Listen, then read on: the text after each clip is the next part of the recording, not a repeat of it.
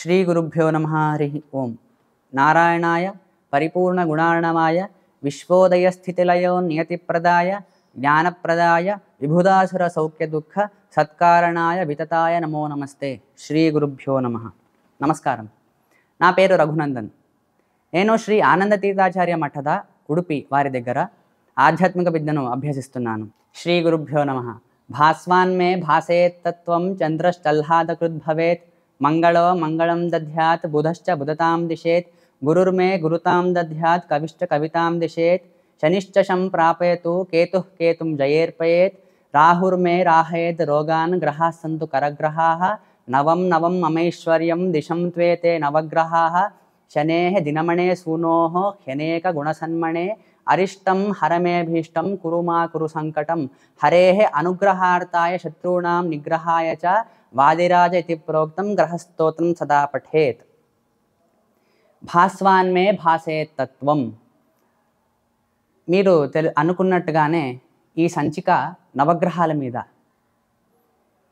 ఈ స్తోత్రం నవగ్రహ స్తోత్రం అని అంటారు. దీన్ని వాదిరాజ గురు సార్వభౌములు రచించి ఇచ్చారు. మనకి నిత్యం పఠించుకోవాలి అని చెప్పి చెప్తారు.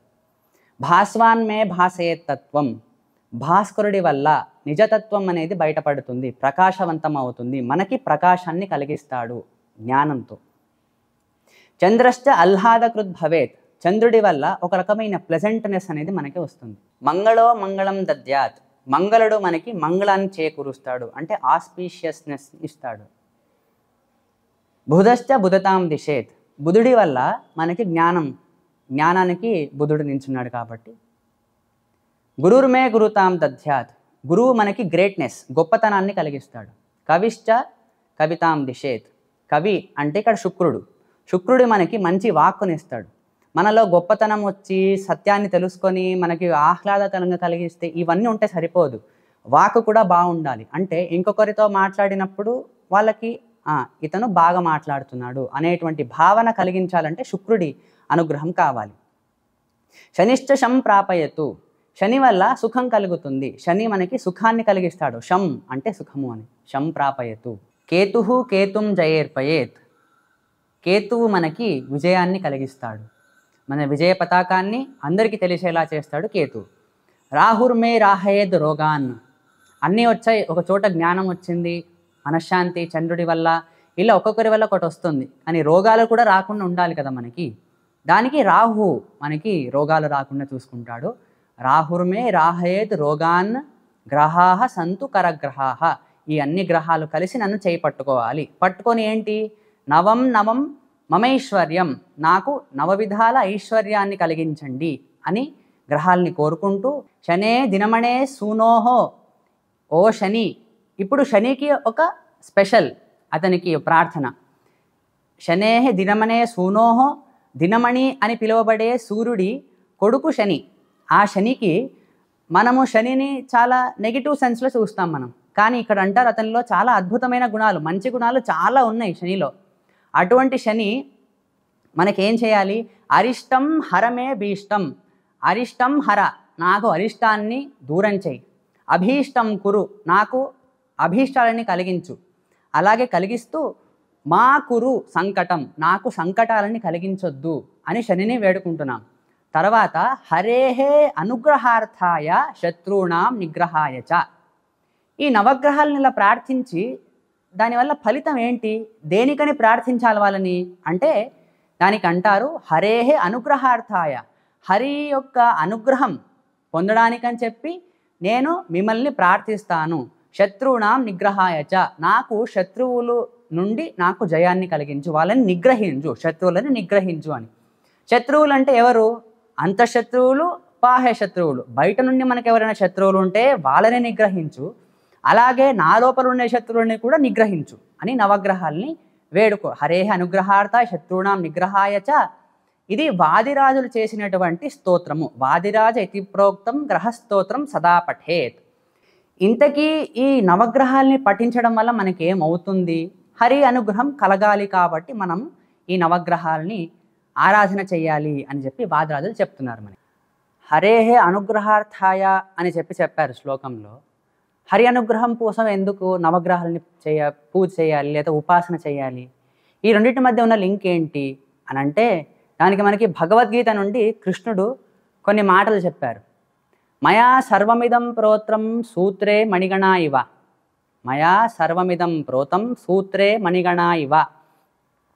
నేను ఈ జగత్ మొత్తంలో ఆ సూత్రంలాగా, అంటే ఏ రకంగా అయితే ఒక నెక్లెస్ చేసేటప్పుడు లోపల దారం ఉంటుందో దారం కనిపించదు, అలా కనిపించని దారంలాగా నేను ఈ ప్రపంచమంతటా వ్యాపించి ఉన్నాను.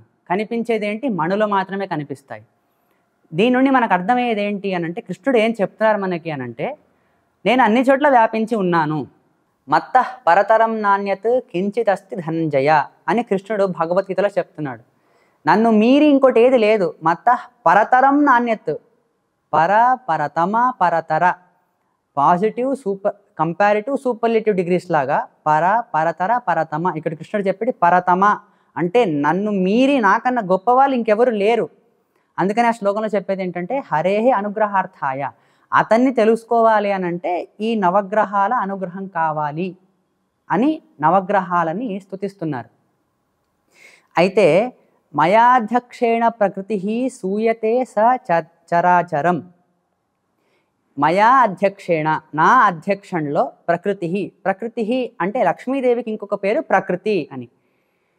ఆ లక్ష్మీదేవి ఈ ప్రకృతి నారాయణుడి అధ్యక్షణలో, అంటే విష్ణుమూర్తి అధ్యక్షుడిగా ఉండి ఆయన అంత చూస్తూ ఈ సమస్త జగత్తుని ఆవిడ సృష్టిస్తుంది అని. అదేంటి? బ్రహ్మదేవుడు కదా సృష్టించేది. అవును, బ్రహ్మదేవుడే సృష్టికర్త.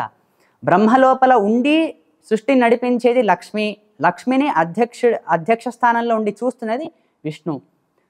కాబట్టి ఈ విష్ణువు రమాదేవికి అంటే లక్ష్మీదేవికి ఆర్డర్స్ ఇచ్చి బ్రహ్మదేవుడి చేత సృష్టిని చేయిస్తున్నారు. ఈ జగత్ విపరివర్తతే, ఈ జగత్ అంతా నడిచేది కూడా నా అధ్యక్షంలోనే అని చెప్పి కృష్ణుడు చెప్తున్నాడు ఇదే శ్లోకంలో. జగత్ మొత్తం తిరిగేది నా వల్లే. సూత్రే మణిగణా ఇవ. ఎలాగైతే మణుల లోపల ఒక నెక్లెస్ చేయాలి అని అంటే దారం కావాలి, దారం లేనిదే నెక్లెస్ నిలబడదు. అలాగే ఈ ప్రపంచం నిలబడాలన్న, బ్రహ్మాండం నిలబడాలన్న ఒక సూత్రం కావాలి, అంటే ఒక తాడు కావాలి. ఆ తాడు నేను అని కృష్ణుడు చెప్తున్నాడు. అందరి లోపల ఉండి నేను నడిపిస్తున్నాను అని చెప్పి చెప్తున్నాడు కృష్ణుడు ఇక్కడ. అహం సర్వస్య ప్రభవో, అన్నిటి సృష్టికర్త నేను అయ్యుండి అన్నిటిని నేను నడిపిస్తున్నాను. ఈశ్వర సర్వభూతానాం హృద్దేశే అర్జున తిష్టతి. అన్ని వస్తువుల హృదయంలో, అంటే అందరి, అది జంతువులు అవ్వచ్చు లేదా మనుషులు అవ్వచ్చు దేవతలు అవ్వచ్చు, వాళ్ళ హృదయంలో నేను ఉన్నాను, వాళ్ళ లోపల ఉండి నేను నడిపిస్తున్నాను అని. ఒక్కొక్క లెవెల్లో ఒక్కొక్కరిని నియమించి దేవుడు మన చేత ఎక్స్ప్రెస్ చేయిస్తారు. ఇప్పుడు మనలో ఉండేది ఏదైనా ఒకటి ఎక్స్ప్రెస్ అవ్వాలి అని అంటే దానికి ఒక కారణం అనేది కావాలి, ఒక సపోర్ట్ కావాలి. దాని ద్వారా మనం చేయగలం ఎక్స్ప్రెస్. డైరెక్ట్గా మనకు ఎక్స్ప్రెస్ చేయడానికి రాదు, ఎందుకంటే మనకంత శక్తి లేదు కాబట్టి, మనకంత స్వాతంత్రం లేదు కాబట్టి. ఫిజికల్ లెవెల్లో, ఫిజికల్ రెల్మ్లో మన లోపల ఉండదాన్ని బయటికి ఎక్స్ప్రెస్ చేయడానికైనా సరే, లేదంటే మనం కొత్తగా చేయడానికైనా సరే మనకి సపోర్ట్గా ఉండి నడిపించేది ఎవరు అంటే గ్రహాలు. అందుకే అక్కడ చెప్తారు అన్ని గ్రహాలు నన్ను పట్టుకోవాలి, పట్టుకొని నడిపించాలి అని చెప్పి స్తోత్రంలో చెప్తారు మనకి. ఫిజికల్ రెల్మ్లో నడిపించేది ఈ గ్రహాలు. అందుకని ఈ గ్రహాల గురించి తెలుసుకోవడం చాలా ముఖ్యం. నవగ్రహాలు మనం చేసిన కర్మని ఎక్స్ప్రెస్ చేయడానికి ఒక మాధ్యమాలు మాత్రమే. వాళ్ళు కూడా దేవతలే, ఎందుకంటే సూర్యుడు, చంద్రుడు, మంగళుడు వీళ్ళందరూ దేవతలే. కానీ ఒక్కొక్క పురాణంలో వారి వారి ఆవిర్భావాన్ని ఒక్కొక్క రకంగా చెప్పుకొని వెళ్తారు. ఒక్కొక్క పురాణంలో ఒక్కొక్కరి గురించి వాళ్ళు ఎలా సృష్టింపబడ్డారు అనేదంతా చెప్పబడింది. విశేషంగా మనం చూడాల్సింది ఎవరి గురించి అంటే రాహు ఇంకా కేతు. ప్రచలితమైన కథ ఇది, తెలియని కథ ఏం కాదు. సాగర మథనం. కూర్మ భగవంతుడు వచ్చి కూర్మ రూపంలో ఉండి మందర పర్వతాన్ని ఎత్తారు. సాగర మథనం అంతా అయిపోయింది, అమృతం వచ్చింది. మోహిని ఆ అమృత కలశాన్ని పట్టుకొని అమృతాన్ని అందరికీ పంచాలి అని చెప్పి వెళ్తున్నారు. ఆ టైంలో స్వర్భాను అనేటువంటి ఒక అసురుడు, అతన్నే రాహు అని చెప్పి పిలుస్తారు. ఈ స్వర్భాను అనేటువంటి అసురుడు దేవతల మధ్యలో వెళ్ళి కూర్చొని ఉంటాడు. మరుద్దేవతల మధ్యలో కూర్చొని ఉంటారు. 49 మంది మరుద్దేవతలు. ఆ 49 మంది లైన్గా కూర్చొని ఉంటారు. 1, 2 అటు ఇటు మిస్ అయినా ఏం కాదు కదా, ఎక్కువ తక్కువ అయితే ఎవరు పట్టించుకోరు. కాబట్టి 49 మంది వరుసగా కూర్చోబెట్టి ఉంటారు. కాబట్టి ఈ రాహు అంటే స్వర్భాను అనేటువంటి అసురుడు అక్కడికి వెళ్ళి కూర్చొని ఉంటాడు. దూరం నుండి సూర్యచంద్రులు ఈ స్వరభానుని గమనిస్తారు. వాళ్ళకి తెలిసిపోతుంది ఇది రాక్షసుడు, దేవత కాదు అని. మోహినికి చెప్తాడు, హే భగవాన్, అక్కడ స్వరభాను కూర్చొని ఉన్నాడు. సంకేతం ఇస్తారు అంతే. తక్షణమే అంటే వెరీ నెక్స్ట్ మొమెంట్లోనే విష్ణువు మోహిని రూపంలో చక్రాన్ని వేస్తారు, అతని తలని కట్ చేసేస్తారు. తల ఒకటి అవుతుంది, దేహం అంతా ఇంకోటి. అంటే మొండం దేహం నుండి సపరేట్ అయిపోతుంది. ఆ సపరేట్ అయిన మొండము అంటే ఆల్రెడీ అమృతాన్ని కొంచెం ప్రాశన చేశాడు ఈ స్వరభాను. గొంతు దాకా దిగింది, గొంతు నుండి కిందకు దిగలేదు. గొంతు వరకు వెళ్ళింది కాబట్టి అక్కడితో కట్ అయిపోగానే తల భాగం మాత్రము అది దానికి ఇమ్మోర్టాలిటీ వచ్చేస్తుంది, అమరత్వం వచ్చేస్తుంది తలకి. అయితే వీళ్ళని దేవతలుగా మనం ఎందుకు పూజిస్తున్నాము అంటే దానికి ఇంకొక కథ ఉంది. ఈ కథ అంతా కూడా భాగవతంలో మనకు కనిపిస్తుంది, ఇతర పురాణాల్లో కూడా మనకి తెలిసి వస్తుంది ఈ కథ. బ్రహ్మదేవుడిని ఈ స్వర్భాను అనేటువంటి అసురుడు వేల కొద్ది సంవత్సరాలు జపం చేస్తాడు, ఉపాసన చేస్తాడు, బ్రహ్మదేవుడిని తపస్సు చేస్తాడు. చేసి బ్రహ్మదేవుడిని అడిగేది ఏంటంటే నాకు అమరత్వం కావాలి, నేను అమృతాన్ని ప్రాశన చేయాలి అని వరం అడుగుతాడు. దానికి బ్రహ్మదేవుడు తథాస్తు అని చెప్తాడు. తాగాలి అని చెప్పాడు కానీ అమరత్వం వచ్చేయాలి అనేది బ్రహ్మదేవుడు ఇవ్వలేదు. నేను అమృతాన్ని ప్రాశన చేయాలి అని కోరుకున్నాడు. నోట్లో వేసుకున్నాడు, గొంతు దాకా దిగింది, ప్రాశన అయినట్టే కదా, కడుపులోకి వెళ్ళలేదు. కడుపులో వెళ్తే అమరుడు అయ్యేవాడు, వెళ్ళలేదు. గొంతులో దిగింది కాబట్టి బ్రహ్మదేవుడి వరం సత్యమైంది. నారాయణుడు అక్కడితో తన తలని కట్ చేసేస్తాడు. కానీ ఇతను 1000 సంవత్సరాలు వేల కొద్ది సంవత్సరాలు తపస్సు చేసేందుకు గాను ఇతనికి ఒక పదవిని ఇస్తారు.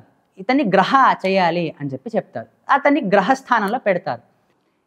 ఈ తల భాగంలో స్వరభానువే అయినప్పటికీ, అది అసురుడే అయినప్పటికీ ఈ మొండంలో దేవతలు దూరుతారు కాబట్టి అతనికి దేవస్వరూపం వస్తుంది. ఈ మిగిలిన భాగం ఏమైంది మరి? బయట నవగ్రహాల గుడిలో చూసినప్పుడు అతనికి దేహం కూడా ఉంటుంది కదా అంటే రాక్షసుడు కాబట్టి దేహాన్ని ఆయన పెంచుకోగలడు, ఏ దేహాన్నైనా ఆయన పొందగలడు కాబట్టి తల ఉంటుంది, తలతో పాటు మిగతా దేహాన్ని కూడా ఆయన పొందుతాడు. ఈ మిగిలిపోయిన శరీరం ఉంది కదా, దానికి కేతు అని కేతు అనేటువంటి గుంపు చెందినటువంటి దేవతలు ఆ శరీరంలో ప్రవేశిస్తారు కాబట్టి దానికి కేతు అని చెప్తారు. ఈ రాహుకేతువులు ప్రధాన గ్రహాల్లా కాదు, వీటిని ఛాయాగ్రహాలు అని అంటారు. మనము ఈ ఆస్ట్రనామికల్గా కాస్మలాజికల్గా చూడాలంటే అది ఒక పొజిషన్స్. భూమి తన ఆర్బిట్లో తిరిగేటప్పుడు 2 పొజిషన్స్, దాన్ని నోడ్స్ అని అంటాం. North node and south node. North నోడ్ని రాహు అంటాము, సౌత్ నోడ్ని మనం కేతు అని అంటాము. కాబట్టి ఇవి పొజిషన్స్ మాత్రమే, వాటిని ఛాయాగ్రహాలు అని అంటాం. ఈ రకంగా నవగ్రహాలందరూ కూడా దేవతలే కాబట్టి దేవతలు అన్నాక వాళ్ళని ఉపాసన చేయాల్సిందే, వాళ్ళని సంతోషపరచాలి. ఒకవేళ మనం సైంటిఫిక్గా చూసేదైతే ఈ గ్రహాలు మనల్ని ఎలా ఎఫెక్ట్ చేయగలవు అని సైంటిఫిక్గా చూసేలా అయితే కొంచెం ఇలా ఉండొచ్చు. ఒకవేళ ఒక వాటర్ బాడీ అనుకుందాం, అది స్టిల్ వాటర్ బాడీ అంటే అందులో ఎటువంటి అలజడులు లేవు, దాని మీద మనం పడుకుందాము అని పెట్టుకుందాం.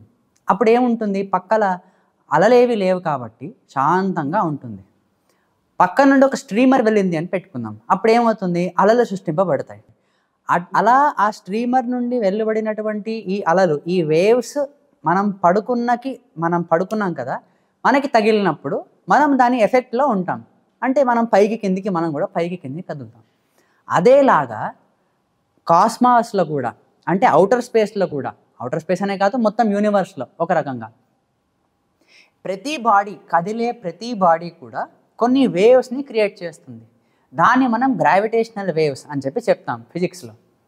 ఈ గ్రావిటేషనల్ వేవ్స్ ఎలా సృష్టింపబడతాయి అని అంటే స్పేస్లో, అంటే స్పేస్ టైంలో ఒక బాడీ కదిలితే లేదా చుట్టూ తిరిగితే, రివాల్వ్ అయితే అది స్పేస్ టైంని డిస్టర్బ్ చేస్తుంది. ఎలాగైతే స్ట్రీమర్ ఈ నీటిని డిస్టర్బ్ చేసిందో అలాగే తన చుట్టూ ఉన్న స్పేస్ని డిస్టర్బ్ చేస్తుంది ఆ పర్టికులర్ బాడీ, ఆ వస్తువు లేదా ఆ గ్రహం ఏదైనా సరే. అలా డిస్టర్బ్ చేయడం వల్ల కొన్ని వేవ్స్ క్రియేట్ అవుతాయి. దాన్ని మనం గ్రావిటేషనల్ వేవ్స్ అని చెప్తాం. కానీ ఇవి కళ్ళకు కనిపించేవి కావు, కానీ డిటెక్ట్ అవుతాయి. ఇవి ఇలా డిటెక్ట్ అయిన వేవ్స్ ఆ వస్తువు దాని ప్రభావంలో పడుతుంది. అలాగే మన సోలార్ సిస్టంలో 9 గ్రహాలు, సైన్స్ ప్రకారం 9 ప్లానెట్స్ అని చెప్తాం. ఈ 9 ప్లానెట్స్ కూడా సన్ని సెంటర్గా చేసుకొని రివాల్వ్ అవుతూ ఉన్నాయి. ఇలా రివాల్వ్ అయ్యే ఈ ప్లానెట్స్ రివాల్వ్ అవుతున్నాయి కాబట్టి అవి కూడా స్పేస్ టైం డిస్టర్బ్ చేస్తున్నాయి. అవి కూడా గ్రావిటేషనల్ వేవ్స్ని తయారు చేస్తాయి. అంటే స్పేస్ని డిస్టర్బ్ చేయడం వల్ల అవి కూడా క్రియేట్ చేస్తాయి గ్రావిటేషనల్ వేవ్స్ని. ఆ గ్రావిటేషనల్ వేవ్స్ అన్నీ కూడా ఒకదానితో ఒకటి కొలైడ్ అవుతూ ఉంటాయి, అంటే తాకుతూ ఉంటాయి. అర్త్కి కూడా తాకుతూ ఉంటాయి. అలా ఒక్కొక్క ప్లానెట్ తిరగడం వల్ల అర్త్కి ఆ ప్లానెట్ వల్ల వచ్చే గ్రావిటేషనల్ వేవ్స్ తగలడం వల్ల ఈ భూమి మీద మనం ఉండడం వల్ల మనము వాటి ప్రభావంలో ఉన్నాం. మనం దాని నుండి ప్రభావితం అవుతాం, మనకి ఎఫెక్ట్ అవుతుంది. ఎలా ఎఫెక్ట్ అవుతుంది అనేది చాలా సూక్ష్మ లెవెల్లో, అంటే చాలా మైన్యూట్ లెవెల్లో, మైన్యూట్ స్కేల్స్లో అవుతుంది. ఏది డిస్టర్బ్ చేస్తుంది, ఎలా డిస్టర్బ్ చేస్తుంది, దేనివల్ల ఏ మ్యూటేషన్ అవుతుంది మన బాడీలో మనకు తెలియదు. కానీ వాటి వల్ల ప్రభావం అయితే ఖచ్చితంగా ఉంటుంది. ఫిజిక్స్ ఏమంటుంది అంటే బ్లాక్ హోల్స్ వల్ల గ్రావిటేషనల్ వేవ్స్ వస్తాయి, లేదా వేరే స్టార్స్ వల్ల గ్రావిటేషనల్ వేవ్స్ వస్తాయి అని చెప్తోంది. ఉట్టి స్టార్స్ వల్లే కాదు, ప్లానెట్స్ వల్ల కూడా, అంటే మన సోలార్ సిస్టంలో ఉన్న ప్లానెట్స్ వల్ల కూడా మనకి ఈ గ్రావిటేషనల్ వేవ్స్ అనేది వస్తాయి. అవి మనల్ని తాకుతాయి కాబట్టి ఏ గ్రహం మనకి తాకుతుందో ఆ గ్రహం వల్ల మనము ఎఫెక్ట్ అవుతాం. ఇప్పుడు మనకి జాతకాలు చెప్తారు కదా, శని నుండి మీకు ఇటువంటి ప్రభావం ఉంది, సూర్యుడి వల్ల మీకు ఇలా ఉంది, చంద్రుడి వల్ల ఇలా ఉంది. అలా ఉంది అంటే ఎలా ఉంది? అవి అలా పైన ఉన్నాయి. అవి అలా పైన ఉన్నవి మనల్ని ఎఫెక్ట్ చేయాలంటే మధ్యలో మీడియం ఏదైనా ఉండాలి కదా, ఆ మీడియమే గ్రావిటేషనల్ వేవ్స్. దీన్ని పెట్టుకొని చూస్తే మనకు అర్థమవుతుంది, ఓకే ప్లానెట్స్ మనల్ని ఎఫెక్ట్ చేస్తాయి అని. ఇది మనకి ఆధారం. అయితే సైన్స్ ప్రకారం 9 ప్లానెట్స్ ఉన్నాయి, మెర్క్యూరీ నుండి తీసుకుని ప్లూటో దాకా. సరే ప్లూటో లేదు, యూరేనస్ అని చెప్పి పెట్టుకుందాం. కానీ ఈ నెప్ట్యూన్ అండ్ యూరేనస్ ఇవి మనకి ఇక్కడ మనకు కనిపించవు, మన శాస్త్రంలో కనిపించవు. శాస్త్రంలో కనిపించేది 9 గ్రహాలు. అవే సైన్స్లో కనిపెట్టే 9 ప్లానెట్స్ కావు. గ్రహాలకి ప్లానెట్స్కి తేడా ఉంది. సైన్స్ ఏమంటుంది అంటే మూన్ని న్యాచురల్ శాటిలైట్ అని చెప్తుంది, కానీ మన శాస్త్రం ఏమంటుంది చంద్రుడు ఒక గ్రహం అని చెప్తుంది. 7 ప్రధాన గ్రహాలు ఆదిత్యుడు, సోమ, మంగళ, బుధ, గురు, శుక్ర, శని. ఇవి 7 ప్రధానం, 2 ఛాయ, 9గా మొత్తానికి 9 గ్రహాలు అని చెప్పాం. కానీ సైన్స్లో వేరు, దానికి దీనికి డిఫరెన్స్ ఉంది. ఎఫెక్ట్ అనేది కూడా ఒక పర్టికులర్ రేడియస్లో మాత్రమే మనకి, అంటే డయామీటర్ అని పెట్టుకోండి, అంతలో ఉంది అంతలో మాత్రం మనల్ని ఎఫెక్ట్ చేయగలవు. వీటిని మనం గ్రహం అంటాం. గ్రహం అంటే ఏదైతే మనల్ని ఎఫెక్ట్ చేయగలదో దాన్ని గ్రహం అని చెప్తాం, లేదా ఏదైతే మనల్ని పట్టుకోగలదో అది వాటిని మనం గ్రహం అని చెప్పి ఆధ్యాత్మంలో చెప్తారు. అయితే కొన్ని మంచి గ్రహాలని, కొన్ని చెడు గ్రహాలని, గ్రహాలు మంచి చేస్తాయి, కొన్ని గ్రహాలు చెడు చేస్తాయని, మంచి చెడులు గ్రహాల నుంచే అని చెప్పి మనం అనుకుంటూ ఉంటాం. దానికి మహాభారత గ్రంథంలో ఒక అద్భుతమైన శ్లోకం ఒకటి ఉంది. అది శివుడు పార్వతికి చెప్పినటువంటి ఒక శ్లోకం. కేవలం గ్రహ నక్షత్రాః నా కరోతి శుభాశుభం సర్వం ఆత్మకృతం కర్మ. దీని అర్థం ఏంటి అని అంటే, గ్రహాల వల్ల నక్షత్రాల వల్లే మంచి చెడులు అనేవి జరగవు, అన్ని మంచి చెడులు వాటి వల్లే జరగవు. జరుగుతుంది అనేది కొంతవరకు నిజమే, ప్రతి ఒక్కటి వాటి వల్ల జరుగుతుంది అనేది కరెక్ట్ కాదు. సర్వం ఆత్మకృతం కర్మ, మనం చేసేటువంటి కర్మ ఆత్మకృతం, మనం చేసుకున్నటువంటి కర్మ, మనం చేసే కర్మ మీద మనకి ఫలితాలు అనేటువంటివి ఉంటాయి. అంటే మంచి చెడులు అనేది మనం చేసేటువంటి కర్మ మీద ఉంటాయి. కానీ మహాభారతం ఏమంటుందంటే, ఈ లోకం ఉంది కదా, లోకవాద అంటే సొసైటీ ఏం మాట్లాడుకుంటుందంటే గ్రహాల నుండే అవుతుంది అని సొసైటీ చెప్తుంది. ఇవాళ కూడా అదే ఉంది. ఇవాళ కూడా మనం చెప్పుకునేది ఏంటంటే గ్రహాల వల్లే మంచి చెడులు జరుగుతాయి అని చెప్తాం. కానీ కాదు, మనం చేసుకున్న కర్మ అంటే పుట్టిన దగ్గర నుండి నేను ఎవరికి చెడు చేయలేదండి, నేను అందరికీ మంచి చేస్తూనే వచ్చాను, అందరితో మంచిగా ఉంటాను, ఎవరి గురించి చెడు మాట్లాడలేదు, ఎవరికి చెడు చేయలేదు, అయినా కానీ నాకు ఎంత చెడు జరుగుతుంది అని కొందరు అసలు ఏం పని చేసి ఉండరు, ఐషారాం వాళ్ళకి జీవనం అనేది ఉంటుంది. ఇలా ఎందుకుంది అని అంటే, ఆ కర్మ అనేది ఈ జన్మలో చేసిన కర్మ మాత్రమే కాదు, పూర్వజన్మ చేసినటువంటి కర్మలు ఉంటాయి. పూర్వజన్మ నిజమా అని అంటే భగవద్గీత చెప్తుంది, దేహినోస్మిన్ యథా దేహే కౌమారం యవ్వనం జరా తథా దేహాంతర ప్రాప్తి ధీరస్తత్ర నముహ్యతి అని కృష్ణుడు అర్జునుడికి చెప్పినటువంటి మాట. ఇందులో ఒక ప్రధానమైన అంశం, కొంచెం డిఫరెంట్ యాంగిల్లో చూసుకుంటే ఇంకొక అంశం తెలుస్తుంది మనకి. కౌమారం యవ్వనం జరా, ఒక జీవి తనకి దొరికినటువంటి దేహంలో 3 రకాల అవస్థల్ని పొందుతాడు అనంటే ఉట్టి అవస్థల్ని పొందట్లేదు, ఆ జీవితంతో గోత్రు అవ్వట్లేదు, ఇంకేదో అవుతోంది. ఆ జీవనంలో తను చాలా నేర్చుకుంటాడు. కౌమారావస్థలను చాలా నేర్చుకుంటాడు, తర్వాత యవ్వనావస్థలో చాలా నేర్చుకుంటాడు, వృద్ధాప్యానికి వెళ్ళినప్పుడు కూడా చాలా నేర్చుకుంటాడు, తర్వాత కొత్త దేహాన్ని పొందుతాడు. ఈ జీవి కొత్త దేహానికి పొందినప్పుడు పాత దేహం నుండి ఉట్టి కొత్త దేహానికి జంప్ అవ్వట్లేదు డైరెక్ట్గా. తనతో పాటు ఆ పాత దేహంలో చేసినటువంటి కర్మలు, అలాగే జ్ఞాపకాలు అంటే మెమరీస్, వాటిని కూడా తనతో పాటు తీసుకెళ్తున్నాడు. దీనికి కారణం ఏంటి అంటే ఆ జీవితో పాటే మనస్సు అనేటువంటిది ఉంటుంది. మన ఏవ మనుష్యాణం కారణం బంధమోక్షయోహో. మనసు వల్లే చాలా రకాల కర్మలు కూడా జరుగుతాయి మనకి. ఆ మనసు తనతో ఉంటుంది కాబట్టి మెమరీస్ చాలా మటుకు అందులోనే ఉంటాయి. అలా మెమరీస్ ఉండబట్టి కొత్త దేహానికి వెళ్ళినప్పుడు ఈ కర్మల్ని కూడా ఆ కొత్త దేహానికి తీసుకెళ్ళినప్పుడు అవి ఎక్స్ప్రెస్ అవుతాయి. ఎలా ఎక్స్ప్రెస్ అవుతాయి, దేని వల్ల ఎక్స్ప్రెస్ అవుతాయి, దానికి మాధ్యమం ఏంటి అంటే ఈ గ్రహాలు వాటికి మాధ్యమం. గ్రహాలు ఉండబట్టే ఎగ్జాంపుల్ పాత దేహంలో ఉన్నప్పుడు చాలా మంచి కర్మలు చేశాడు, వాటిని ఆ ఫలాన్ని పొందలేదు. కానీ ఆ జీవి ఆ పాత దేహంలో ఉన్నప్పుడు ఫలాన్ని పొందలేదు. మరి అప్పుడు ఏం చేయాలి?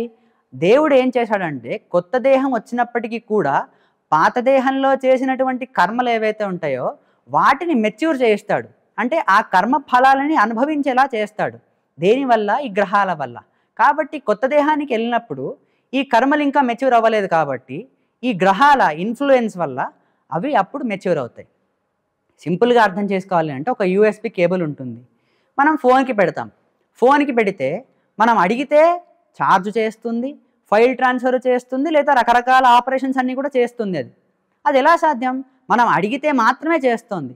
ఆ యూఎస్బి కేబుల్ లాగా ఆ యూఎస్బి కేబులే లేకపోతే ఈ ట్రాన్స్ఫర్ కానీ, ఫోన్ ఛార్జ్ అవ్వడం కానీ, లేకపోతే అది ఉండడం కానీ ఇవేవి జరగవు. అదేలాగా గ్రహాలు కూడా ఒక మీడియం.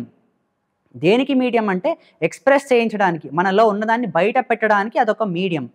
మనం అడుగుతున్నాం, మనం చేయిస్తే ఆ యూఎస్బి కేబుల్ ఆ పర్టికులర్ పని చేస్తుంది, కమాండ్ ఇస్తే అది చేస్తుంది పని. అలాగే ఇక్కడ కమాండ్ ఇచ్చేది భగవంతుడు. ఆ భగవంతుడు నవగ్రహాలకి కమాండ్ ఇవ్వడం వల్ల అవి జీవిలో ఉండేటువంటి కర్మల్ని అవి ఎక్స్ప్రెస్ చేయిస్తున్నాయి, అవి చూపిస్తున్నాయి. శ్లోకంలో గ్రహ నక్షత్రాలు మాత్రమే శుభాశుభాలను కలిగించవు అని చెప్పారు.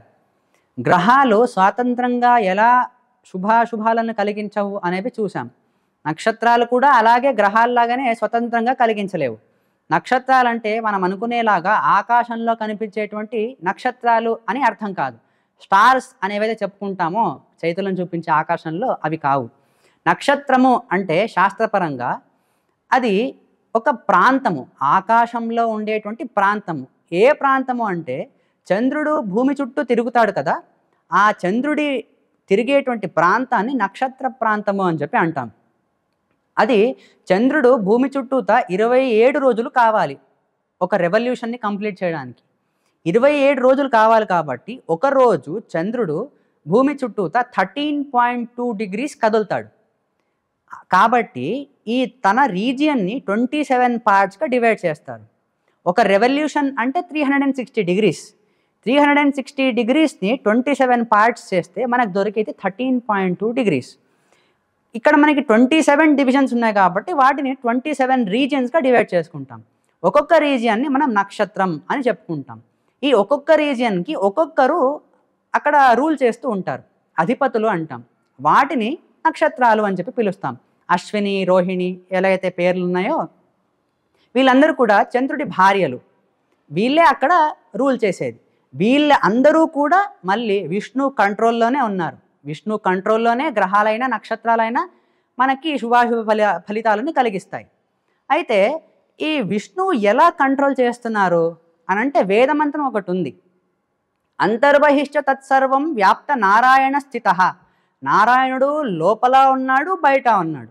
ప్రతి వస్తువు లోపల ఉన్నాడు, బయట ఉన్నాడు. ఎందుకంటే నారాయణుడు సృష్టించాక తదేవానుప్రావిశత్ అని చెప్తారు. అంటే తను సృష్టించాక తత్ సృష్ట్వా తదేవానుప్రావిశత్, తను సృష్టించాడు. తత్ సృష్ట్వా, తత్ అంటే నారాయణుడు, సృష్ట్వా సృష్టించాడు. సృష్టించగానే దాని లోపల ప్రవేశించాడు. చాలా డీప్గా వెళ్ళాడంట, చాలా గట్టిగా వెళ్ళి కూర్చున్నాడంట. కాబట్టి గ్రహాలు కూడా సృష్టింపబడ్డాక వాటి వాటి ఆర్బిట్స్లో అవి వెళ్ళి కూర్చున్నాక వాటి లోపల కూడా నారాయణుడు ఉన్నాడు. లోపల మాత్రమే కాదు, బయట కూడా ఉన్నాడు నారాయణుడు. అయితే బయట ఒక రూపంలో ఉన్నాడు, లోపల ఒక రూపంలో ఉన్నాడు. బయట ఉండే రూపానికి శింషుమార అని పేరు. శింషుమార అనేటువంటి నారాయణ రూపాన్ని శింషుమార నారాయణ అనే రూపము ఇది బయట ఆకాశంలో ఉంటుంది. ఈ ఆకాశ మండలంలో ఈ శింషుమార రూపము అన్ని గ్రహాలని నక్షత్రాలని పట్టుకొని ఉంటుంది. ఈ శింషుమార రూపము ఒక స్కార్పియో ఫామ్లో ఉంటుంది. స్కార్పియోకి తోక ఉంటుంది కదా, ఆ తోకలో ధృవతార, అక్కడ నార్త్ స్టార్ అని అయితే చెప్తామో ఆ ధృవతార, అది తోకలో ధృవతార ఉంటుంది. ఆ ధృవతారాని సెంటర్గా పెట్టుకొనే మన సోలార్ సిస్టమ్ మొత్తం తిరుగుతోంది. సైన్స్ చెప్పేది ఏంటంటే మన ప్లానెట్స్ అన్నీ కూడా ఉట్టి సూర్యుడి చుట్టూ తిరగట్లేదు, సూర్యుడు కూడా దేనికో చుట్టూ తిరుగుతూ ఉన్నాడు. ఆ దేనికో ఆ చుట్టూ ఏంటి అని అంటే ధృవతార.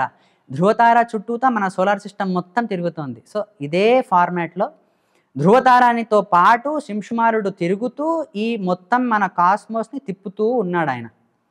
ఈ మన సోలార్ సిస్టమ్ సూర్యునితో కూడుకొని, చంద్రుడితో కూడుకొని, ఈ 9 గ్రహాలు నక్షత్రాలను కూడుకొని అన్నిటిని ఆయన తిప్పుతూ ఉన్నారు. తన శింషుమారుడి ముఖ భాగంలో నవగ్రహాలు ఉన్నాయి. తర్వాత తన రిప్స్లో అక్కడ నక్షత్రాలు ఉన్నాయి. ఇలా మనకి నక్షత్రాలు ఇంకా గ్రహాలు శింషుమారుడు తన దేహంలో వాటిని పెట్టుకొని వాటిని నియమిస్తూ ఉన్నాడు, బయట నుండి నియమిస్తూ ఉన్నాడు. అంతర్బహిశ్చ తత్సర్వం వ్యాప్త నారాయణ స్థితః. బహిః అంటే బయట, అంతర అంటే లోపల, లోపల బయట రెండూ ఉండి నడిపించేది నారాయణుడే అని చెప్పి తెలుసుకున్నాం. బయట ఉండి శింషుమార రూపంలో నక్షత్రాలని గ్రహాలని తాను కంట్రోల్ చేస్తున్నాడని చూసాం. మరి లోపల ఉండి కంట్రోల్ చేసేది ఎలాగా అనంటే బృహత్పరాశర హోరాశాస్త్ర అనే గ్రంథంలో వాళ్ళు చెప్పారు నారాయణుడు ఎలా గ్రహాలలో ఉండి నియమిస్తాడు, వాళ్ళని కంట్రోల్ చేస్తాడు అని. ఇక్కడ ఒకే రూపం లేదు, ఒక్కొక్క గ్రహంలో ఒక్కొక్క రూపంతో నారాయణుడు ఉన్నాడు. ఆదిత్యుడి లోపల రాముడి రూపంలో ఉన్నాడు. ఆదిత్యుడు రామోపాసకుడు, అంటే శ్రీరాముడిని ఉపాసన చేస్తూ ఉంటారు, ఆయన ఉపాస్యమూర్తి రాముడు. సోమ అంటే చంద్రుడి లోపల కృష్ణుడు, కృష్ణుణ్ణి చంద్రుడు ఉపాసన చేస్తూ ఉంటారు. తర్వాత మంగళ అంతర్యామిగా నరసింహుడు ఉన్నాడు. తర్వాత బుధుడి రూపంలో బుద్ధావతారంగా ఆయన ఉపాసన చేస్తూ ఉన్నారు. గురువు అంటే బృహస్పతి వామన రూపి పరమాత్ముడిని ఉపాసన చేస్తూ ఉన్నారు. శుక్రుడు తను భృగు వంశంలో వచ్చాడు కాబట్టి భార్గవ రాముడిని ఉపాసన చేస్తున్నారు, అంటే పరశురాముడిని. శనీశ్వరుడు తను కూర్మరూపి భగవంతుడిని ఉపాసన చేస్తూ ఉన్నారు. ఇక్కడ ఒక అంశాన్ని తెలుసుకోవాలి. మనము శనీశ్వర అని పిలుస్తాం, కానీ అతని పేరు శనీశ్చర. శని చరహ. శని అంటే నిదానము, చర అంటే కదలడము, నిదానంగా వెళ్ళేవాడు అని అర్థం వస్తుంది. కాబట్టి అతనికి శనీశ్చర అని పేరు వచ్చింది. ఈ మెల్లగా కదిలే ఈ శనీశ్వరుడు కూర్మరూపి భగవంతుడిని ఉపాసన చేస్తూ ఉన్నాడు. కూర్మ అంటే తాబేలు కూడా నిదానంగా కదులుతుంది కాబట్టి శనీశ్వరుడు కూర్మరూపి భగవంతుడిని ఉపాసన చేస్తూ ఉన్నారు. శనీశ్వరుడు అనగానే మనం చాలా భయపడిపోతాం, ఆయన చాలా ఘోరమైన మనిషి అది ఇది అని చెప్పి చాలా చెప్పుకుంటాం. అలాంటిది ఏదీ లేదు. శని స్వభావం ఏంటి అని అంటే లోపల ఉన్నదాన్ని యాజ్ ఇట్ ఈజ్గా బయట పెట్టేది, అంటే మిర్రర్ చేయడం అని. మన లోపల ఏదో దాన్ని బయట పెట్టేస్తారు, కానీ నిదానంగా పెడతారు. మంచైనా చెడైనా నిదానంగా పెడతారు. ఎందుకు అలాగా అంటే ఆయన ధర్మానికి నించున్నటువంటి ఒక దైవం. ధర్మానికి ఇద్దరు నించున్నారు, ఒకటి యమధర్మ, ఇంకొకటి శనీశ్వరుడు. యమధర్మ అయినా భయపడతాము, శనీశ్వరుడు అన్నా భయపడతాము. ఎందుకు భయపడతాము? అక్కడ భయపడాల్సింది ఏమీ లేదు. మనం ధర్మంగా ఉంటే వాళ్ళు మనల్ని ఏవీ చేయరు. వాళ్ళకు కావాల్సింది కూడా మనం ధర్మంగా ఉండాలి అనే వాళ్ళు కోరుకునేది. కాబట్టే శనీశ్వరుడు మనలో ఉండేటువంటి రకరకాల తత్వాలని బయట పెడతారు. బయట లోపల మంచి ఉంటే మంచిని బయట పెడతారు, చెడు ఉంటే చెడునే బయట పెడతారు. అది లోపల ఏది ఉంటే దాన్ని మనం అనుభవించాలి. ఇది శనీశ్వరుడి స్వభావం. కేతు ఉపాస్యమూర్తి మత్స్యమూర్తి భగవంతుడు, రాహు ఉపాస్యమూర్తి వరాహస్వామి. ఇలాగ నవగ్రహాలు ఒక్కొక్క భగవద్రూపాన్ని ఉపాసన చేసుకుంటూ ఉన్నాయి. ఇంకొక గ్రహం కూడా ఉంది మంద అని చెప్పి, అది శనీశ్వరుడి కొడుకు. ఈయన కలికి భగవంతుడిని ఉపాసన చేసుకొని ఉన్నారు. ఇలాగా ఈ నవగ్రహాలు కూడా దశావతారాలనే ఉపాసనగా పెట్టుకున్నారు. కాబట్టి మనం ఈ దశావతారాలని స్మరిస్తే చాలు, ఈ నవగ్రహాలు మనకి శుభాన్ని కలిగిస్తాయి, అంటే మనకి చెడుని కలిగించవు అని. అయితే నవగ్రహాలు చేసే పని ఏంటి అంటే మన కర్మని ఎక్స్ప్రెస్ చేయించడం. మనం ఏదైతే చేసుకున్నామో దాన్ని ఎక్స్ప్రెస్ చేయించే మీడియం అని చెప్పి చెప్పుకున్నాం మనం. అలాగైతే కర్మ చేస్తేనే కర్మఫలాన్ని మనం అనుభవించాల్సి ఉంటుంది. అలాగైతే కర్మే చేయకుండా ఉంటే కర్మఫలాన్ని అనుభవించాల్సిన అవసరం లేదు కదా. బెస్ట్ వే కదా మనకి, కర్మ చేయకుండా ఉంటే బెస్ట్. కర్మ ఫలాలు రావు, ఫలాలు రాకపోతే ఏది అనుభవించాల్సిన పని లేదు. కానీ అలా జరిగే సమస్యే లేదు. ఉపనిషత్తులు చెప్తాయి, కురువన్నే వేహ కర్మాణి జిజీవిషే క్షతం సమా. 100 సంవత్సరాలు బతికుంటే కర్మ ఖచ్చితంగా చేసి తీరాలి, ఆగే సమస్య లేదు అని ఉపనిషత్తులు ఆదేశిస్తున్నాయి. ఇప్పుడు కర్మ చేయకూడదు, కర్మ అంటే యాక్షన్, ఒక పని చేయడం, ఒక పని. కర్మ అంటే పని. పని చేయకుండా ఉంటే అయిపోతుంది కదా, సైలెంట్గా కూర్చుంటాను అంటే ఉపనిషత్తులు అంటాయి, కాళ్ళు చేతులు ఆడించకుండా ఒక చోట కూర్చుంటే కర్మ అవ్వట్లేదు అనుకోవద్దు, మనసు కూడా పని చేస్తూనే ఉంది. ఇప్పుడు ఇంగ్లీష్లో మనం కర్మ, యాక్షన్ అంటే ఏమంటాం? మనసులో జరిగేది కూడా యాక్షనే కదా. థింకింగ్ అనేది కూడా ఒక వర్బే కదా. థింకింగ్ అనేది వర్బ్ అయినప్పుడు అదొక యాక్షనే అయినప్పుడు దాని నుండి కూడా కర్మలు ఎన్నో వస్తాయి కదా. ఏవేవో ఆలోచిస్తూ ఉంటాం. మంచి ఆలోచిస్తే మంచి తగులుతాయి, చెడు ఆలోచిస్తే చెడు తగులుతాయి. ఇలా మంచి ఆలోచిస్తే మంచి ఫలితాలు వస్తాయి, చెడు ఆలోచిస్తే చెడు ఫలితాలు వస్తాయి. టోటల్గా కర్మ అనేది ఎప్పటికీ ఆగలేదు, అది నిరంతరంగా జరుగుతూనే ఉంటుంది. కర్మకి ఇంకొక యాంగిల్లో చూసుకుంటే అది 3 రకాలు: ప్రారబ్ధము, సంచితము, ఆగామి అని. ఆగామి అంటే ఫ్యూచర్లో ఉండే కర్మలు, సంచితము అంటే ఈ ప్రజెంట్, ప్రారబ్ధము అంటే ఆల్రెడీ కూడబెట్టుకుని వచ్చినవి. ఇలా 3 రకాల కర్మలు ఉంటాయి. మనము ఇప్పుడు ఏదైతే యాక్షన్ చేస్తున్నామో దాని మీద మన ఫ్యూచర్ అనేది డిటర్మైన్ అవుతుంది. అంటే ఫ్యూచర్ కర్మలు ఏవైతే కర్మఫలాలని మనం ఫ్యూచర్లో అనుభవించాల్సి ఉంటుందో, ఇప్పుడు ప్రజెంట్ మనం వాటిని అనుభవించాం, అది ఫ్యూచర్కి డిపాజిట్ అయిపోయి ఉంటాయి. వాటిని మనము ఆగామి అంటాం. కొన్ని కర్మలు చేయగానే ఇమ్మీడియట్గా మనం ఫలితాన్ని ఇస్తాయి, అవి సంచిత అంటాం. ఇంకొన్ని కర్మలు మనం చేయలేదు, ఇప్పుడు ఈ జన్మలో మనం చేయలేదు, కానీ వాటి ఫలితాలను అనుభవిస్తూ ఉంటాం, అటువంటి వాటిని మనం ప్రారబ్ధము అని చెప్పి అంటాం. మనకి సమస్య ఏంటి అని అంటే ప్రారబ్ధంతోనే మనకి సమస్య. ముందు ఏం చేసామో మనకు తెలియదు, కానీ దాని ఫలాన్ని ఆల్రెడీ అనుభవిస్తూనే ఉన్నాం మనం. దాన్ని ఆపాలి. మనకు తెలుసో తెలియకో ఎన్నో కర్మలు చేసి ఉంటాం, వాటిలో మంచి ఉంటాయి, చెడు ఉంటాయి, వాటి అన్నిటినీ అనుభవిస్తూ ఉంటాం మనం. ఇప్పుడు కూడా మనకి అవి రాకూడదు. ఇంకొకటి ఫ్యూచర్లో వచ్చేవి మహా డేంజరస్, అవి చాలా డేంజరస్. ఎందుకంటే ఇప్పుడు మనం మంచి చేసామో చెడు చేసామో తెలియదు, ఎవరితోనో మాట్లాడుతూ ఉంటాం, వాళ్ళకి మనసుకి బాధ కలిగిందో సంతోషం కలిగిందో మనకు తెలియదు, ఇంటికి వెళ్ళి వాళ్ళు బాధపడొచ్చేమో, దానివల్ల కూడా కర్మ అంటుకుంటుంది. రోడ్డు మీద వెళ్తూ ఉంటాము, ఎవరికో తెలుసో తెలియకో చెయ్యి తగిలి ఉంటుంది, వాళ్ళకి మంచి అయితే ఓకే, దానివల్ల కూడా కర్మ అంటుకుంటుంది. చెడు జరిగి ఉంటే మనకు తెలియదు, ముందుకు వెళ్ళిపోయి ఉంటాం, అది మనకు ఫ్యూచర్లో వస్తుంది, అది మనకు ఫలాన్ని ఇస్తుంది.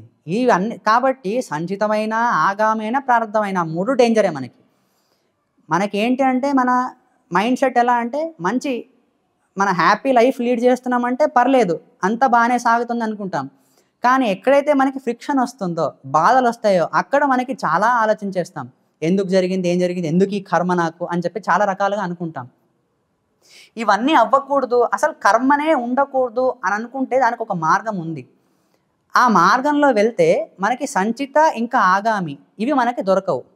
మళ్ళీ గుర్తుపెట్టుకోవాల్సిన అంశము, కర్మలు డిపాజిట్ అయినవే ఈ నవగ్రహాలు ఎక్స్ప్రెస్ చేయిస్తున్నాయి. మనం ఏ మార్గంలో ప్రస్తుతానికి మనం ఏమి డిస్కస్ చేస్తున్నామనంటే ఆల్రెడీ డిపాజిట్ అయిన కర్మని ఎలా తీసేసుకోవాలి. అప్పుడు ఏంటి అంటే ఈ నవగ్రహాలు మనకి ఆల్రెడీ చెడు కర్మలు అక్యుములేట్ అయ్యి ఉంటే వాటిని ఎక్స్ప్రెస్ చేయనివ్వవు అప్పుడు నవగ్రహాలు, మంచి చేస్తే మనకి. ఇలా చేయాలంటే ఏం చేయాలి? దానికి భగవద్గీతలో కృష్ణుడు చెప్తాడు, జ్ఞానాగ్ని సర్వకర్మాణం భస్మసాత్ కురుతే అర్జున. అర్జున, మనకి ఉన్న కర్మలు భస్మం అవ్వాలి అంటే ఒకటే ఒక మార్గం, జ్ఞానాన్ని సంపాదించాలి, సత్సిద్ధాంతంలో నడవాలి, సరైన సిద్ధాంతాన్ని తెలుసుకోవాలి, అంటే సరైన ఫిలాసఫీ. సరైన ఫిలాసఫీని తెలుసుకొని సరైన జ్ఞానాన్ని పొంది సత్యం ఏంటో తెలుసుకొని ఆ మార్గంలో నడిస్తే మనకి అప్పుడు మనము తప్పులు అనేటివి చాలా తక్కువ చేస్తాం. తర్వాత ప్రాయశ్చిత్తాలు అనేవి ఎప్పటికప్పుడు జరుగుతూ ఉంటాయి. అంటే ఏదో పని చేశాం, తప్పు జరిగిపోయింది అనుకోండి, అయ్యో తప్పు జరిగిపోయిందే అని ఆ భావన వచ్చేసి ఇది ఇలా జరుగుండకూడదు అని పశ్చాత్తాపడతాం. ఇలా పశ్చాత్తాపం కలగాలి అన్నా మనకి కొంత రైట్ నాలెడ్జ్, సరైన జ్ఞానం ఉండాలి. అప్పుడు మనకి పశ్చాత్తాపం అనేది కలగడానికి అవకాశం ఉంటుంది. ఇలాంటి స్థితిలో ఉన్నప్పుడు, సరైన జ్ఞానాన్ని పొందినప్పుడు మాత్రమే మన ఈ కర్మలు అనేటువంటి భస్మం అవుతాయి. ఏ కర్మలు భస్మం అవుతాయి? సంచితం అంటే ప్రజెంట్ ఏవైతే అనుభవించుస్తున్నామో అది భస్మైపోతుంది. ఫ్యూచర్ ఆగామి అది కూడా భస్మం అయిపోతుంది. ప్రారబ్ధంలో మ్యాక్సిమం పార్ట్ భస్మం అయిపోయి కొంత పార్ట్ మాత్రమే అనుభవించడానికి ఉంటుంది. ప్రారబ్ధాన్ని ఎవరు కూడా తప్పించుకోలేరు. పెద్ద పెద్ద దేవతలు కూడా ప్రారబ్ధాన్ని తప్పించుకోలేరు. ఇంద్రుడు సహా, అతని కన్నా పైనున్న వాళ్ళు సహా తప్పించుకోలేరు. కానీ ప్రారబ్ధము అంటుకోని దేవతలు అంటే ఎవరైనా ఉన్నారు అని అంటే పరతత్వమైనటువంటి నారాయణుడు, ఆ తర్వాత లక్ష్మీదేవి, చతుర్ముఖ బ్రహ్మ, ఆ తర్వాత ముఖ్య ప్రాణ అని ఈ నలుగురికి మాత్రం ప్రారబ్ధము అనేటువంటిది ఉండదు. మిగతా వాళ్ళందరికీ కూడా వాళ్ళ వాళ్ళ స్థాయికి తగ్గట్టుగా ప్రారబ్ధం అనేది ఉంటుంది.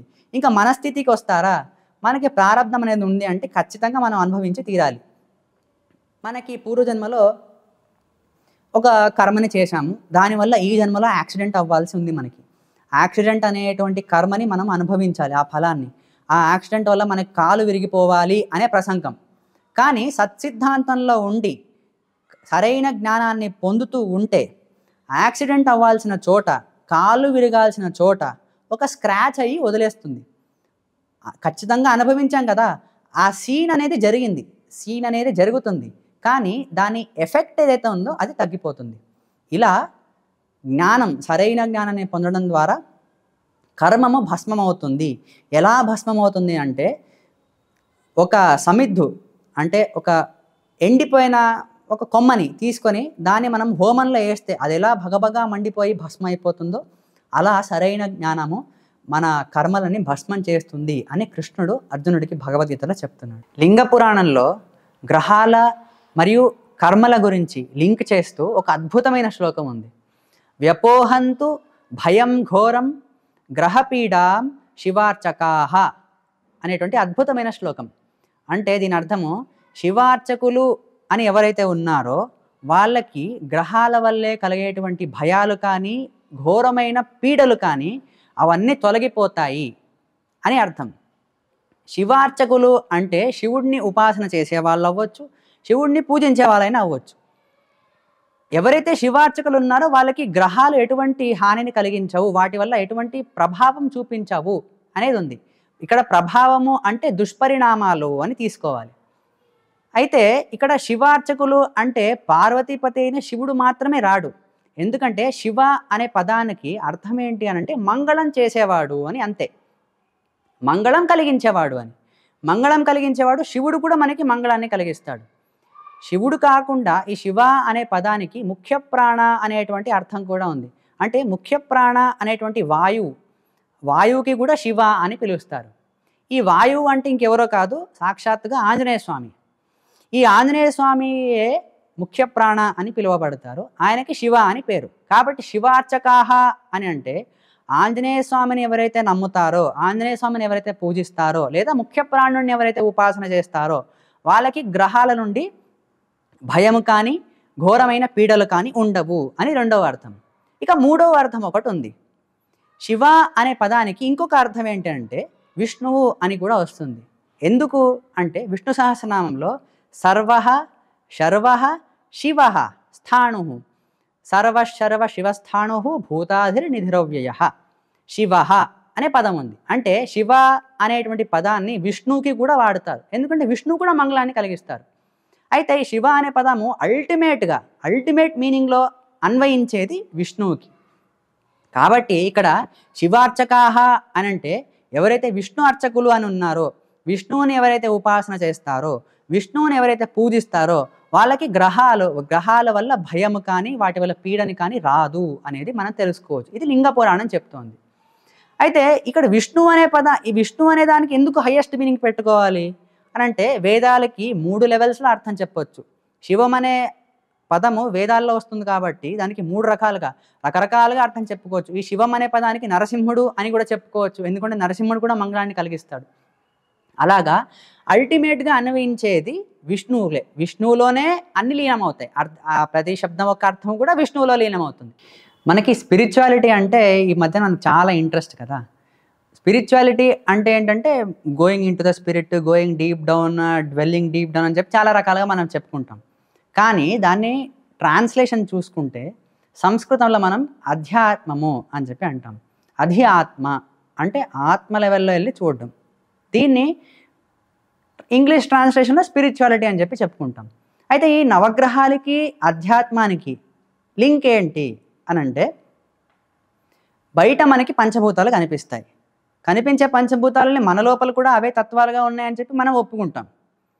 ఇంకోటి ఏం చెప్తామంటే బయట కనిపించే యూనివర్సే మన లోపల కూడా ఉంది మనది మినియేచర్ యూనివర్స్, బయట కనిపించేది మ్యాక్సిమంలో ఉండేటువంటి యూనివర్స్ అని చెప్పుకుంటాం. అయితే నవగ్రహాలు బయట కనిపిస్తున్నప్పుడు మన దేహంలో కూడా నవగ్రహాలు ఉండే ఛాన్స్ ఉందా అనేది ఆలోచించాలి. దానికి స్కంద పురాణం అద్భుతమైన వివరణ ఇస్తుంది. మన దేహంలో కూడా నవగ్రహాలు ఉన్నాయి అని చెప్తుంది. నవగ్రహాలు అంటే అవేం ప్లానెట్స్ తిరుగుతూ ఉంటాయి అని అర్థం కాదు. నవగ్రహాలు అంటే ఇక్కడ ఆ అధిదేవతలు అని పెట్టుకోవాలి. ఆ దేవతలు మన దేహంలో ఒక్కొక్క ఇంద్రియంలో ఉండి అక్కడ తమ ఆధిపత్యాన్ని వాళ్ళు చూపిస్తూ ఉంటారు. సూర్యుడు రైట్ ఐ, చంద్రుడు లెఫ్ట్ ఐ, తర్వాత మంగళుడు రైట్ నాస్ట్రిల్, తర్వాత బుధుడు లెఫ్ట్ నాస్ట్రిల్, గురువు రైట్ ఇయర్, శుక్రుడు లెఫ్ట్ ఇయర్, శని నోటిలో శని అంటే మౌత్, కేతు వచ్చేసి మూత్రేంద్రియం దగ్గర అంటే మూత్రద్వారం దగ్గర, రాహు వచ్చేసి గుదద్వారం దగ్గర. ఇలా నవగ్రహాలు మన దేహంలో 9 చోట్ల ఉన్నారు. ఇంతకీ మనము గ్రహాల నుండి పీడ అనంటే పైన గ్రహాలు తిరుగుతూ ఉన్నాయి, అవి సరిగ్గా తిరగట్లేదు, వక్రదృష్టితో చూస్తున్నాయి, మనకేదో చెడు జరిగిపోతుంది అని మనం అనుకుంటాం. కానీ దీన్ని బయట నుండి చెప్పాము సరే, ఆధ్యాత్మికంగా ఎలా దీన్ని అన్వయించుకోవాలి అని అంటే, ఈ ఎక్స్ప్రెషన్ మనము గ్రహాలని మీడియం ఆఫ్ ఎక్స్ప్రెషన్ అని చెప్పుకున్నాం. ఈ ఎక్స్ప్రెషన్ అనేది బయాలజికల్లీ చూసుకున్నా కూడా కొన్ని జీన్స్ కొన్ని స్పెసిఫిక్ టైంలో మాత్రమే ఎక్స్ప్రెస్ అవుతాయి, కొన్నిసార్లు ఎక్స్ప్రెసే అవ్వవు. అలా ఎక్స్ప్రెస్ అవ్వాలి అని అంటే దానికి స్టిములస్ అనేది కావాలి, అంటే బయట నుండి ఒక పుష్ కావాలి. దాన్ని మనం స్టిములస్ అని పిలుస్తాం. Action is equal to minus reaction అని న్యూటన్స్ థర్డ్ లా అని చెప్పుకుంటాం కదా. అంటే మన మీద ఒక యాక్షన్ అనేది జరగాలి, అప్పుడు అవి ఎక్స్ప్రెస్ అవుతాయి. అలాగే టైం వచ్చినప్పుడు కరెక్ట్ టైంకి అవి ఎక్స్ప్రెస్ అవుతాయి. మంచి ఉంటే మంచి, చెడు ఉంటే చెడు. మనకి ఏవైతే సమస్యలు అని ఉంటాయో అవి వాటిని యాక్చువల్గా సమస్యలు అని కావు, అవి టైమ్లీ ఎక్స్ప్రెషన్. ఈ గ్రహాలు ఎప్పుడైతే కరెక్ట్ టైంకి ఎక్స్ప్రెస్ చేస్తాయో ఆ చేసిన టైంకి మనం ఆల్రెడీ ఒక ఒకటి ప్లాన్ వేసుకొని ఉంటాం.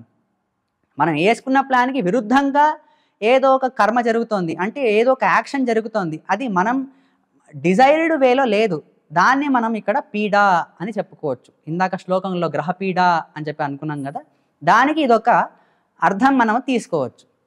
తర్వాత నవగ్రహాలు ఇక్కడ ఉన్నప్పటికీ భగవంతుడు భగవద్గీతలో ఏం చెప్తున్నారు అని అంటే, ఈశ్వర సర్వభూతానాం హృద్దేశే అర్జున తిష్టతి, అందరి జీవులలో హృదయంలో నేను ఉంటాను, అంటే సెంటర్లో నేను ఉంటాను. గ్రహాలు మనకి ఒక్కొక్క ఇంద్రియంలో ఉన్నప్పటికీ ఆ ఇంద్రియాలని కూడా నియమిస్తూ నేనున్నాను అని కృష్ణుడు చెప్తున్నాడు. ఎలాగా ఈ గ్రహాలు ఇప్పుడు చూసుకుంటే నవగ్రహాలు కూడా ఒక్కొక్క సెన్స్ ఆర్గన్లో ఉన్నాయి.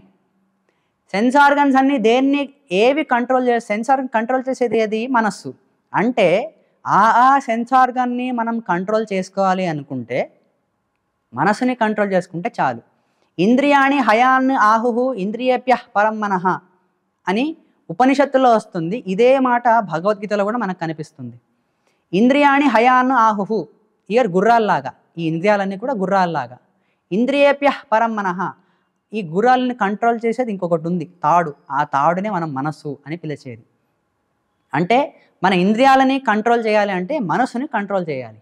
ఇప్పుడు ప్రస్తుతానికి ఈ నవగ్రహాలు ఇంద్రియాల్లో ఉన్నాయి, 9 చోట్ల ఉన్నాయి. ఈ నవగ్రహాలు కంట్రోల్లో రావాలంటే మనం ఏం కంట్రోల్ చేసుకోవాలి? మనస్సుని కంట్రోల్ చేసుకోవాలి. మనసుకి అధిదేవతగా ఉన్నది ఎవరు అంటే శివుడు. కాబట్టి నవగ్రహాల కృప మనకు అవ్వాలంటే శివుడి కృప అయితే సరిపోతుంది, అంటే శివార్చన చేస్తే సరిపోతుంది. ఈ మనసుని కంట్రోల్ చేసేది ఎవరు అంటే ప్రాణ. ఇది ఉపనిషత్తుల్లో వస్తుంది, తలవకార ఉపనిషత్ అనేటువంటి ఉపనిషత్తుల్లో, ఆ ఉపనిషత్తుల్లో మనసుని కంట్రోల్ చేసేది ప్రాణ అనేది తెలుస్తుంది. వేరే వేరే ఉపనిషత్తుల్లో కూడా వస్తుంది, ఐతరేయ ఉపనిషత్తుల్లో, తైత్తరీయ ఉపనిషత్తుల్లో, రకరకాల ఉపనిషత్తుల్లో, పురాణాల్లో కూడా చాలా చోట్ల వస్తుంది. ఈ మనసుని కంట్రోల్ చేసేది ప్రాణశక్తి. అంటే రఫ్గా చెప్పుకోవాలి అంటే బ్రీతింగ్, ఎందుకంటే శ్వాసోచ్ఛ్వాస. ఎప్పుడైతే మనకి మన ఈ బ్రీతింగ్ మీద, ఇన్హలేషన్ అండ్ ఎక్సలేషన్ మీద మనకు కంట్రోల్ వస్తుందో మనసు మీద కంట్రోల్ వస్తుంది. ఈ రెస్పిరేషన్ని కంట్రోల్ చేసేది ఎవరు అంటే ముఖ్య ప్రాణ. మనసుని కంట్రోల్ చేసేది శివుడైతే ఆ శివుడిని కూడా కంట్రోల్లో పెట్టుకున్నది ఎవరు అంటే ముఖ్య ప్రాణం. అంటే ముఖ్య ప్రాణ అనుగ్రహం కలిగితే శివుడి అనుగ్రహం కలుగుతుంది, శివుడి అనుగ్రహం వల్ల గ్రహాల అనుగ్రహం కలుగుతుంది. అంటే ముఖ్య ప్రాణ అనుగ్రహం కలిగితే గ్రహాలు కూడా మనకి అనుగ్రహిస్తాయి. ఈ ప్రాణశక్తిని కంట్రోల్ చేసేది ఎవరు అంటే నారాయణ. హృద్దేశే అర్జున తిష్టతి. ఈ ముఖ్య ప్రాణాన్ని కూడా కంట్రోల్ చేసుకుంటూ ఉండేది నేనున్నాను. ప్రాణ అనే పేరుతో నేను ముఖ్య ప్రాణాన్ని కూడా నియమిస్తున్నాను, శ్వాసని కూడా నేను నియమిస్తున్నాను అని భగవంతుడు ఉపనిషత్తుల్లో చెప్తారు. అదే మాట భగవద్గీతలో కూడా మనకు కనిపిస్తుంది. అలాగా ఎటు వెళ్ళినా చివరికి మనం వచ్చేది ఎక్కడ అంటే సర్వాన్ని అన్నిటినీ కంట్రోల్ చేసుకుంటూ విష్ణుమూర్తి ఉన్నారు మన దేహంలో. బయట కూడా ఆయనే కంట్రోల్ చేస్తున్నారు, మన దేహంలో కూడా ఆయనే కంట్రోల్ చేస్తున్నారు. అయితే ఇంతకీ నవగ్రహాల నుండి వాటి దోషాలని దూరం అవ్వాలి అని అంటే సింపుల్ విధానం ఒకటి ఉంది. పురాణంలో ఒక వాక్యం వస్తుంది. నారాయణో నామ నరో నరాణం ప్రసిద్ధ చోర కథిత పృథివ్యాం అనేక జన్మార్జిత పాప సంచయం హరత్యశేషం స్మృతిమాత్ర ఏవ అని పురాణంలో ఒక వాక్యం. నారాయణ అని చెప్పబడే ఒక ప్రసిద్ధమైన చోర అంటే దొంగ ఒకడు ఉన్నాడంట. నారాయణ అని అతని పేరు, చాలా ఫేమస్ అంట ఆయన. ఈ ఉన్న నరులు ఎవరైతే ఉన్నారో అంటే ఈ ఉన్న దొంగలకి పెద్ద దొంగ ఆయన. దొంగల్లోనే దొంగ, గజ దొంగ ఒకలాగా.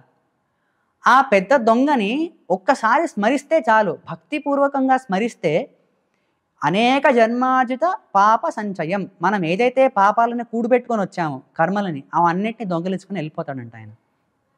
ఎంత సులభమైన మార్గం చూడండి. భగవద్గీతలో కృష్ణుడు చెప్తాడు, అనన్యాశ్చింతయంతో మాం ఏ జనాః పర్యుపాసతే తేషాం నిత్యాభియుక్తానాం యోగక్షేమం వహామ్యహం. అనన్యాశ్చింతయంతో మాం, నన్ను ఎవరైతే అనన్యమైన భక్తితో నన్ను ఉపాసన చేస్తారో, చింతిస్తారో అంటే ఆలోచిస్తారో, నేనే అందరినీ కంట్రోల్ చేస్తున్నాను అనే జ్ఞానంతో, నేనే సర్వోత్తముడిని అనే జ్ఞానంతో, అందరి లోపల నేనే ఉన్నాను, మంచి చెడులకి కారణం కూడా నేనే అనే జ్ఞానంతో ఎవరైతే అనన్యమైన మనసుతో చాలా బలంగా కృష్ణుణ్ణి ఎవరైతే ఉపాసన చేస్తారో, ఏ జనాః పరి ఉపాసతే, పైన మరీ ఎవరైతే ఉపాసన చేస్తారో, తేషాం నిత్యాభియుక్తానాం, వాళ్ళకి రోజువారే పోయేటువంటి యోగక్షేమాలు అంటే లాభాలు నష్టాలు అవ్వచ్చు, లేదా సుఖ దుఃఖాలు అవ్వచ్చు, అవన్నీ కూడా వాళ్ళకి మంచి జరిగేలాగా నేను చూసుకుంటాను, వాళ్ళకి ఎటువంటి కష్టం రాకుండా నేను చూసుకుంటాను అని కృష్ణుడు చాలా బలంగా చెప్తున్నారు. ఇంత బలంగా చెప్పేది ఇంకెవరున్నారు చెప్పండి? కృష్ణుడు ఇంత బలంగా చెప్తున్నాడంటే ఆయన ఏ స్థాయిలో, ఎంత గొప్ప స్థానంలో నించొని ఆ మాట అంటున్నారు. ఇలా ఇంకెవరైనా చెప్పగలరా? ఇంకే దేవత కూడా ఇంత బలంగా చెప్పలేరు, చెప్పింది లేదు. కృష్ణుడు గీతలో ఇంకొక మాట చెప్తున్నారు. యత్ కరోషి యత్ అశ్నాతి యత్ జుహోసి దదాసి యత్ తపస్యసి కౌంతేయ తత్ కురుష్వం మత్ అర్పణం. యత్ కరోతి, నువ్వు ఏ పని చేసినా, ఏ కర్మ చేసినా, కర్మ అంటే ఇక్కడ యాక్షన్ అని. యత్ కరోతి, యత్ అశ్నాతి, ఏది తిన్నా సరే, యత్ జుహోసి, ఏది యజించినా సరే, యజ్ఞం చేసినా, యజ్ఞము అంటే యజ దేవ పూజాయాం, ఏ కర్మని చేసినా దేవ పూజ అనే భావనతో చేస్తే అది యజ్ఞము అని అనిపించుకుంటుంది.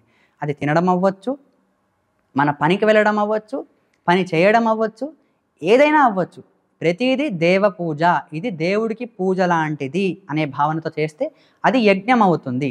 యత్ జుహోసి దదాసి యత్, ఏది దానం చేసినా సరే, ఎంత చిన్నదైనా సరే దానం చేసినా. యత్ తపస్యసి కౌంతేయ, యత్ తపస్యసి, ఏది తపస్సు చేసినా. ఇక్కడ తపస్సు అంటే ముక్కు మూసుకొని కళ్ళు మూసుకొని చేసేది తపస్సు అని చెప్పరు. తపః ఇది ఆలోచనే, ఆలోచించడం కూడా తపస్సే. ఆలోచనలు సరిగ్గా ఉన్నప్పుడు, సరైన జ్ఞానంతో ఉన్నటువంటి ఆలోచనలు కూడా దాన్ని తపస్సు అని అనిపించుకుంటుంది. దాన్నే ఇంకో భాషలో మనం మెడిటేషన్ అనుకుంటాం. మా ఇంగ్లీష్లో ఒక టర్మ్ వాడతాం, he is in a state of meditation, లేదా అది చేసిన వర్క్ చాలా మెడిటేటింగ్గా ఉండింది, the music was very meditating. అంటే ఏంటి? అదొక తపస్సు. తపస్సు అంటే చాలా ఆలోచించేలాగా, మంచి ఆలోచనలు కలిగించేలాగా చేసినటువంటి ఏ కర్మైనా సరే, లేదా మన ఆలోచనలు మంచి భావనతో ఉన్నప్పుడు దాన్ని తపస్సు అని చెప్పి పిలుస్తాం. యత్ తపస్యసి కౌంతయ్య తత్ కురుష్వం మత్ అర్పణం. అవన్నీ ఏది చేసినా నాకు అర్పించు, నేను చూసుకుంటా అని కృష్ణుడు అంటున్నారు. ఎంత బలంగా చెప్తున్నారు చూడండి, ఎంత బలమైన శ్లోకం ఇది. ఏ పని చేసినా నాకు అర్పించు, నేను దేవుడి కోసం చేస్తున్నాను అనే భావనతో చెయ్యి, నాకు అర్పించు, ప్రతిదీ నేను చూసుకుంటాను అని చెప్పి అంటున్నారు. సర్వధర్మాన్ పరిత్యజ్య మామేకం శరణం వ్రజ. ఆ ధర్మం ఈ ధర్మం అని కాకుండా అన్ని ధర్మాలని పరిత్యజ్య, బలంగా త్యాగం చేసి మామేకం శరణం వ్రజ, నన్ను ఒక్కడినే శరణు వేడు, నా శరణులో రా, నన్ను సర్వోత్తముడు, నేను సర్వోత్తముడిని అని నన్ను ధ్యానించు చాలు, అంతా నేను చూసుకుంటాను అని కృష్ణుడు అంటున్నారు. ఇలా చాలా సులువైన మార్గం, అలాగే చాలా కఠినమైన మార్గం కూడా. కఠినం ఎందుకు అని అంటే మంచి జ్ఞానం పొందితే సులువైపోతుంది.